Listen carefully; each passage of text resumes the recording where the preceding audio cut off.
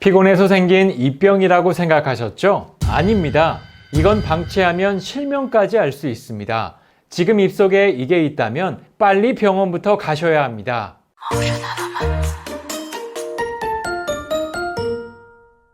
여러분 안녕하세요. 건강뉴스의 한쌤입니다.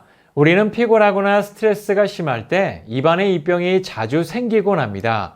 대부분 필요한 상황이 해소되면 금방 낫는 경우가 대부분이지만 어떤 분은 2주 이상 혹은 잦은 입병으로 고생하는 분들이 있습니다. 그런데 우리가 알고 있는 일반적인 입병과 다르게 2주 이상 증상이 지속되고 입안 곳곳이 얼어 음식을 먹는데 문제가 생겼다면 이 경우엔 즉시 병원을 방문해야 합니다. 바로 무서운 합병증을 유발하는 베체트병일 수 있기 때문입니다. 이름도 생소한 베체트병은 전신성 혈관염으로 대표적인 자가 면역 질환입니다. 자가 면역 질환은 몸의 면역 체계가 외부 미생물을 공격하지 않고 거꾸로 몸의 장기들을 공격하는 질환을 말합니다. 다시 말해 외부의 세균을 공격하지 않고 반대로 몸의 장기들을 공격하는 것이죠.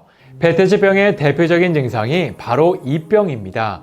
80%에게서 흔히 나타나는 구강궤양은 반복적으로 입안이 헐고 2주 이상 지속되며 성기 주변에도 궤양이 생기게 됩니다. 그런데 정말 무서운 건 베체트병은 전신성 혈관염이라서 혈관이 흐르는 곳이라면 어디서든 발생할 수 있다는 겁니다. 혈관이 지나는 모든 피부, 구강, 대장, 위장, 뇌혈관까지 다양한 질환들이 반복적으로 발생하게 됩니다. 특히 눈에 발생하는 경우엔 정말 치명적인 손상을 주게 되는데요.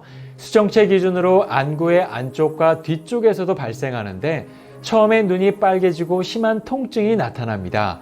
그 다음엔 앞이 뿌옇게 보이거나 눈앞에 무언가 떠다니는 증상을 느끼다가 점차 시력을 잃어 실명에 이르게 됩니다. 이뿐만 아닙니다. 염증이 생긴 상태에서 제때 치료받지 않으면 장천공이 생길 수 있고요. 뇌출혈까지 일으킬 수 있습니다. 게다가 중추신경계 침범까지 부르는 심각한 합병증으로 사망까지 초래할 수 있기 때문에 증상이 있을 경우엔 빨리 치료를 받아야 합니다. 그런데 베체트병 환자의 대부분이 초기에는 단순 구내염이라고 생각하고 병원 치료를 받지 않는 경우가 많습니다. 그래서 치료 시기를 놓쳐 고생하는 분들이 대부분이죠. 실제로 베체트병의 초기 증상이 구내염과도 아주 비슷합니다. 사진으로 보시는 것처럼 구내염과 거의 비슷하게 생겼는데요. 처음에는 1cm 미만으로 혀나 잇몸에 생겼다가 부위가 커지기도 합니다. 일반적인 구내염은 2주 이내로 완치되지만 베체트병은 2주 이상 지속되고 이것이 1년 내내 반복되면서 음식을 먹는데도 어려움을 느끼게 됩니다. 구내염과는 비슷하지만 결정적인 특징은 바로 자주 재발한다는 겁니다. 그러면 베체트병의 진단은 어떻게 할 수 있을까요? 한번 체크해 보실 수 있는데요. 먼저 1년에 3회 이상 재발되는 구강궤양이 있는지 체크해 볼 수 있습니다. 다음으로 성기궤양, 피부발진, 눈의 염증, 피부의 이상초 과민 반응 중 2가지 이상이 존재하면 베체트병으로 진단될 수 있습니다. 만약 이 중 2가지 이상이 반복적으로 나타난다면 빨리 병원을 방문해 정밀 검사를 받는 게 좋습니다. 그런데 베체트병은 고약하게도 호전과 악화를 반복하는 특징이 있습니다. 즉 치료를 해도 좋아졌다가 다시 악화되는 과정을 반복한다는 것이죠. 이 때문에 치료 후에 호전된 상태를 보고 더 이상 치료를 하지 않는 분들도 있습니다. 하지만 이건 증세를 더욱 악화시키는 정말 위험한 행동입니다. 때문에 치료 후에 호전됐다 해도 절대로 치료를 중단해서는 안 되고요.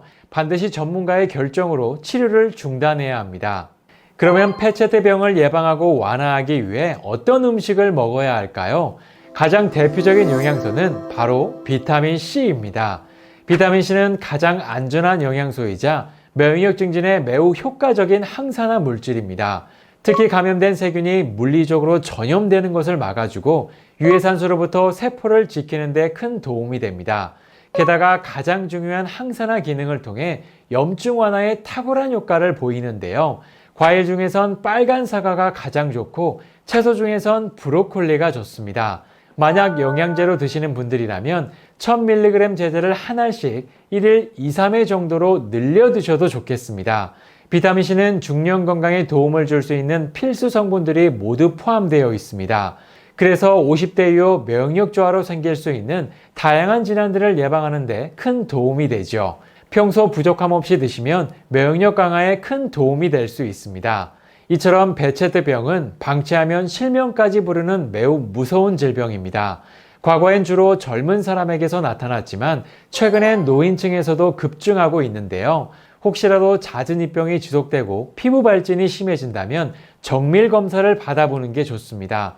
절대로 방치하시면 안 되고요. 증상이 있을 땐 꼭 전문가의 도움을 받으시기 바랍니다.